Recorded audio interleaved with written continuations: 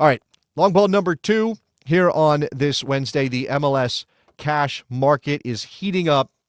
This has been an interesting development. We just got word that this was going to happen a couple weeks ago, anxiously awaiting the first moves.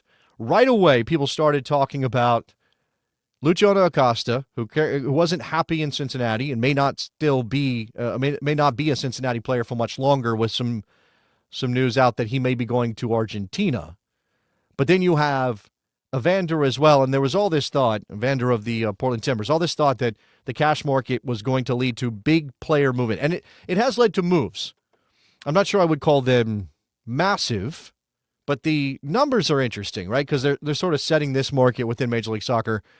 Number 1, Jack McGlynn goes to the Houston Dynamo from the Philadelphia Union for $2 million with a 50% sell-on clause for the Philadelphia Union. Now, what's interesting about that is that the Union actually owe the Red Bulls and NYCFC some cash because they broke the homegrown rules when they signed Jack McGlynn. So how much of that 50% they get to keep is kind of up in the air. And whether or not, obviously, Houston ends up selling Jack McGlynn. We just all watched him score a wonderful goal for the U.S. men's national team in January camp. I think people are high on him. From a club perspective, he did not fit the ideals, the on-field plan for the Philadelphia Union and Bradley Carnell. Bradley Carnell, you know him, right? He comes out of the Red Bull system. He goes to St. Louis. They play the high-pressing game. He's now in Philadelphia, where they like to press, and they've been pressing for a long time under Jim Curtin. And if they're going to amp that up even more under Bradley Carnell, Jack McGlynn's not that player. He's not the guy who's going to be pressing from his position in the way that Carnell would want. So what is he? Well, he's an asset. And you sell him to Houston, who has some holes. Hector Herrera has left. Coco Carrasquilla has left. There's a sense, I think, right now that Jack McGlynn can be the man in the middle of the field for the Houston Dynamo. Or they're going to attempt to make him the man in the middle of the field for the Houston Dynamo. I am anxious to see how this works. I like McGlynn. I think a lot of people do. Obviously, again, national team fans have to be kind of high on him considering what they just witnessed with the January camp. So Jack McGlynn, change of address. Of course, as a homegrown player for the Philadelphia Union, there's that emotional connection as well. It is something that Ernst Tanner has talked about refocusing on for the Union, which is going back to the academies, bringing through the players. Didn't think Jim Curtin did a good enough job with that last year, hence his departure from the club. Carnell clearly signed up because they believe he will do that. That's that thing that Jim Curtin did not do last year. But Jack McGlynn is not a good tactical fit for the Philadelphia Union in 2025, and hence he's now going to Houston. Dejan Joveljic from the LA Galaxy to Sporting Kansas City. $4 million, which is interesting. Again, Jack McGlynn, his price tag at $2 million. Jovelic is $4 million. Jovelic, a goal-scoring player. Is he worth twice as much as Jack McGlynn, or are there some other factors involved here? Again, what was the market for McGlynn? How many clubs were actually interested in him? How much leverage did Philadelphia have with kind of everybody in the league looking at McGlynn and going, well, that's not a Union player.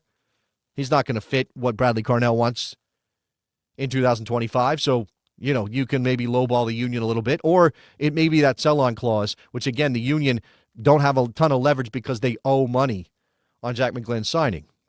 So $4 million for Jovelic, 21 goals in all competitions in 2024, obviously helped the Galaxy win an MLS Cup title, which makes this a little sad from a Galaxy fan perspective that Jovelic is going. And I know lots of people in LA are like, what's happening with the Galaxy? Part of the story here, right, is that Jovelic was moving up from his U22 contract, and that made it more difficult to fit him under the salary budget in LA.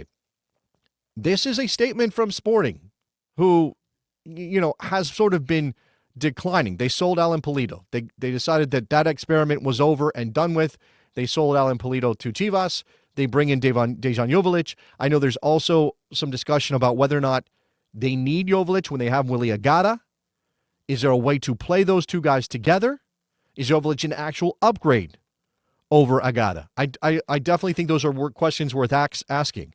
I am sort of more interested, though, in what this indicates as to how Sporting Kansas City intends to compete.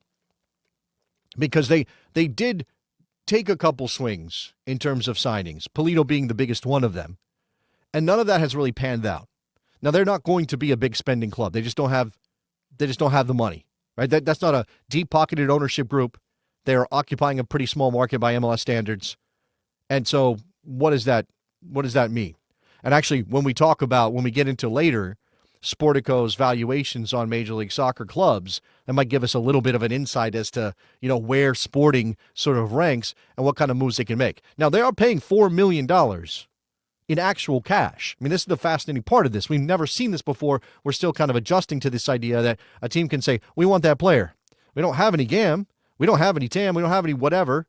We don't have any international spots to trade, or if we do, it's not enough to put the package together to get a Dejan Joveljic. So what we'll do is just straight up write a check. Here, Galaxy, have $4 million. Right? This is the part of the evolution of Major League Soccer. Now, this is all going to come up on the show today when we talk about whether MLS could ever be a top 5 league in the world. Right? And certain people's opinions on whether that can ever happen and why they don't believe it can. And I'll give you my response to all of that.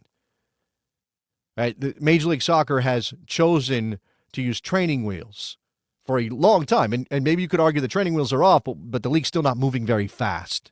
Maybe they've taken the training wheels off, but there's still some restrictions. There's still a governor on how fast the league can go. Certainly the league is not, when you compare it to every European league in the top 5, 6, 7, 8, it's not close to the spending levels, at least not at the top end, that those leagues have reached. There are clubs willing to make some investments, but they have to go around the budget rules, or they have to find ways to massage their budget in order to put together a competitive team. And this is less true maybe than it was 20 years ago, or even 12 years ago, that Major League Soccer, the gap between the top-end talent and the bottom-end talent in any given roster, it's smaller than it used to be, but it's still a range. Right? The biggest difference, and again, I maybe throw this back into the conversation about top 5 leagues and whether Major League Soccer can ever be a top 5 league.